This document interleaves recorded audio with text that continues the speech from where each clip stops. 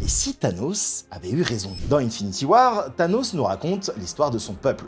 Titan, une planète prospère, qui a fini par s'éteindre faute de ressources. Selon lui, la solution était simple, ramener l'équilibre.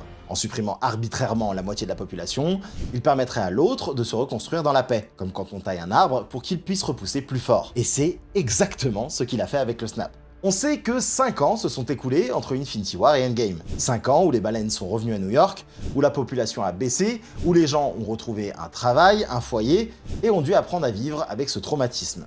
Mais surtout, 5 ans sans grande catastrophe, pas de nouveaux méchants, pas de véritable combat. On le voit d'ailleurs dans la scène où Black Widow fait le point avec les membres restants, les Avengers n'ont plus vraiment de mission, et quelque part, est-ce que c'est pas ça la paix? Parce que dès que l'autre moitié de l'univers revient, tout part en vrille. Un Céleste menace de détruire la Terre, Wanda menace de détruire la Terre, une incursion des méchants de Spidey menace de détruire la Terre. Bref, vous l'avez? Mais si c'était que ça. Gore cherche à tuer tous les dieux, Namor veut ensevelir le monde, Kang veut anéantir l'univers, une Kree crée une autre incursion, le président devient un Hulk, et Sentry menace d'engloutir New York. Et je vous parle même pas le combat de dieux géants égyptiens au Caire, de l'invasion d'aliens change-forme ou des terroristes super soldats. Et tout ça arrive dans les quelques années qui suivent le snap de Tony. Alors oui, c'est chelou comme réflexion, je vous l'accorde, mais dans un MCU où il faut être complètement fou pour être new-yorkais, les 5 années du snap sont presque les seules années vraiment paisibles depuis toujours. Et si au final, Thanos avait raison?